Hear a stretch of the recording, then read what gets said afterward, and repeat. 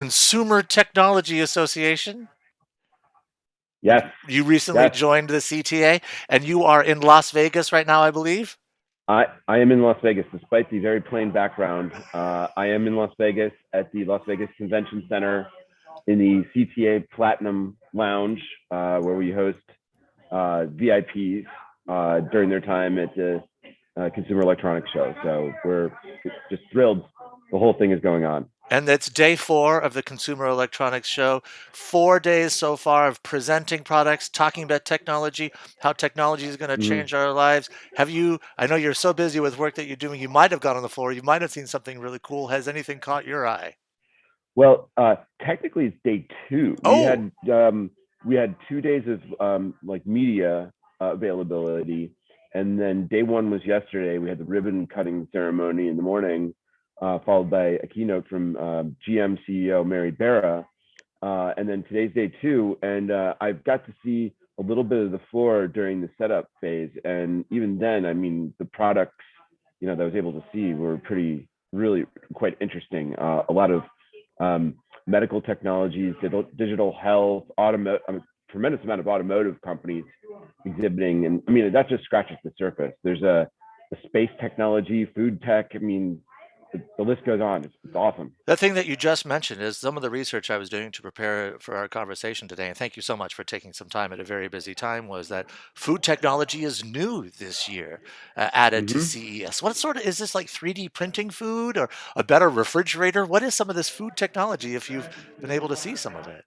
Well, I think some of it's probably related to cooking. I mean, cooking food. We're in a period in this country where we have labor shortage essentially, and I think this new technology could really, if it's about automation of food preparation, that could be very valuable in the future. So I haven't seen any of that up close and personal yet. Hopefully, I'll get to do that today.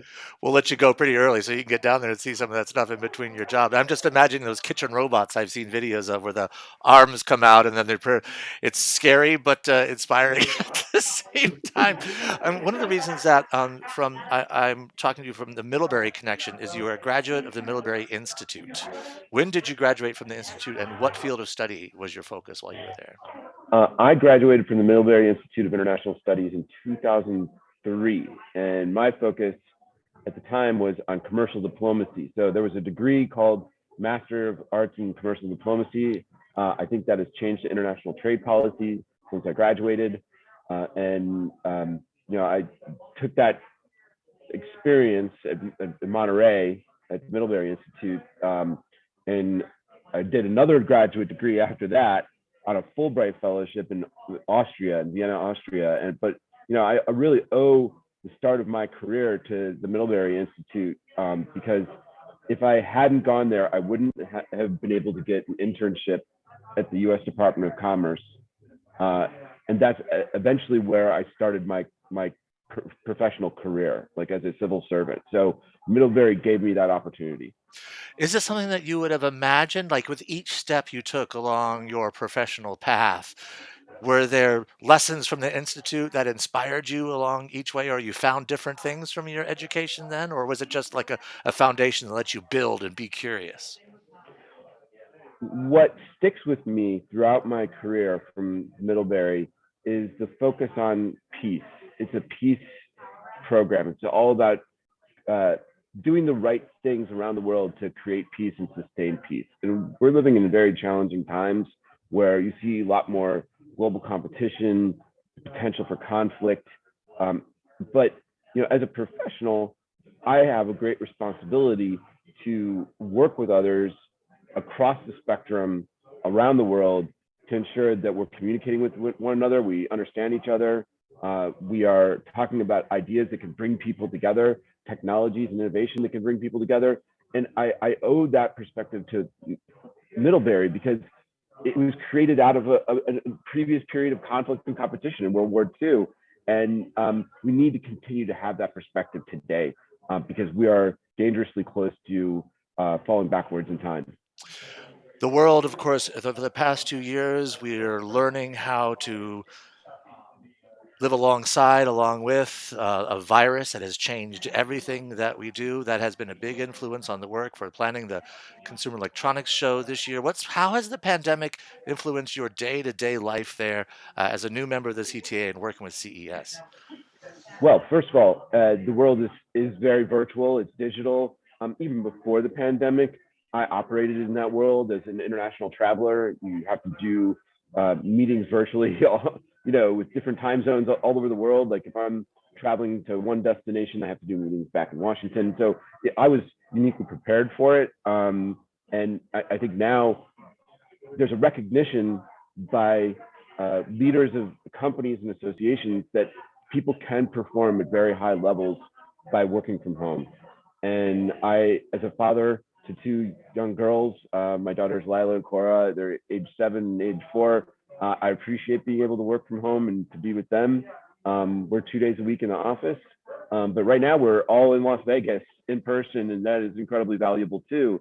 And I think for CTA, they did do a virtual CES last year, and they did it successfully. But there's no substitute for the in-person experience. They have a digital component to it, and you can view a lot of the sessions online. But for the exhibitors, for the small companies, the startups, this is an incredibly important experience for them right now to really move their companies forward and be successful. You want to get your hands on those folding laptops. You want to see what this color changing Mm-hmm. car is all about. You want to look at the server that farming your cryptocurrency. I know that blockchain technology is a new thing this year Right. as well. Well, yeah, I was just in a session on crypto and blockchain, a policy summit session that we run, and it's a very hot topic. One of the things that's interesting for me to think about is how technology is not just something that I buy that brought into the house. There's components of each device that are assembled all over the world and then brought Mm-hmm. together. It really is this very diplomatic way of creating something we bring into our house. Is that something that you think about as well? That something's built in China and the United States and Africa, South America, maybe in the Netherlands and pulled together? I think about it all the time because supply chains are people at their heart. Um, these supply chains that companies form, they first have to form the relationships with their suppliers, with their partners around the world.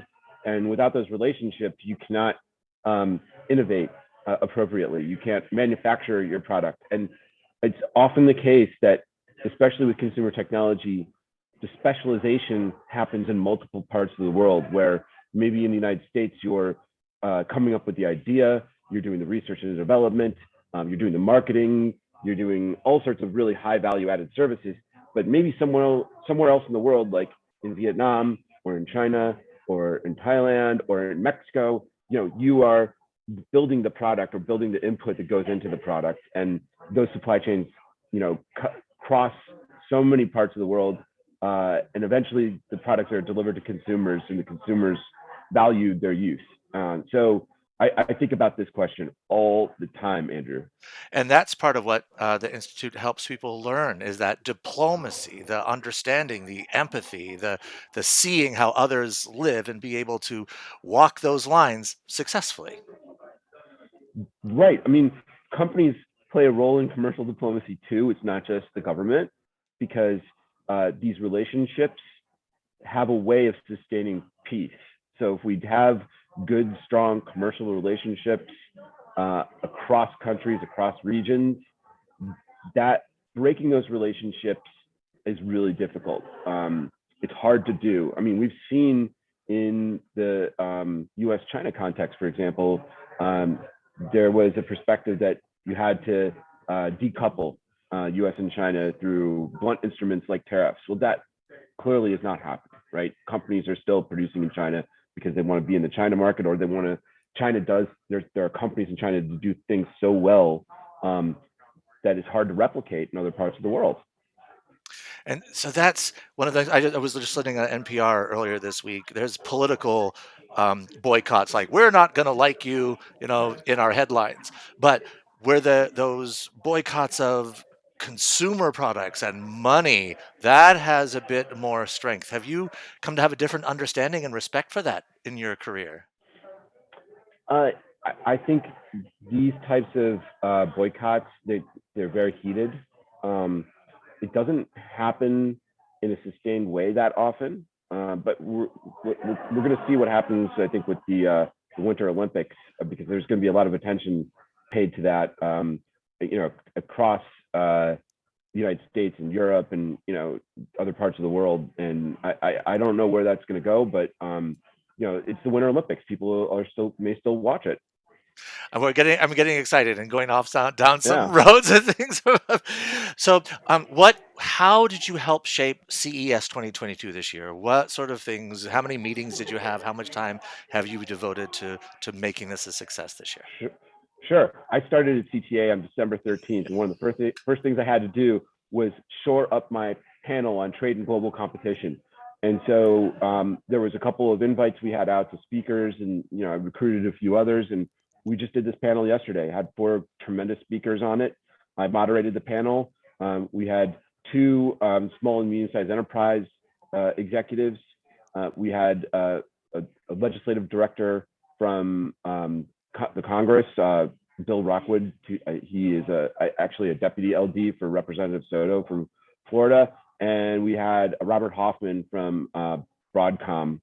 He's the head of government affairs for Broadcom, which is a big semiconductor industry company. So we had an awesome conversation. We did all the preparation because you can't do these panels without preparation. And everyone was, at the top of their game. Is there enough sort of understanding when you buy when you buy technology, either online or in the store, of the regulations that have gone on there, the political negotiation that got on to make that product available? Like, is there enough day-to-day understanding of what goes into getting something that you can buy? I don't think so. I think people take it for granted, and this is the reason why you need to have good, communicators, whether they're in industry, they're working for an association like CTA, or even in the Congress, to help people and policymakers understand that these products are complex.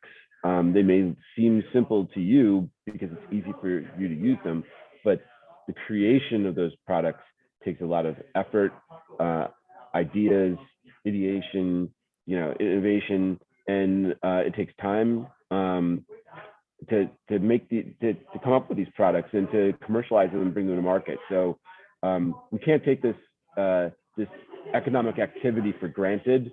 In my role, I feel like I do have to communicate supply chains in a very understandable way to policymakers so that they understand the stakes. Is it it must inspire you to do this work every day. Are you creating a better world for your children? I think so.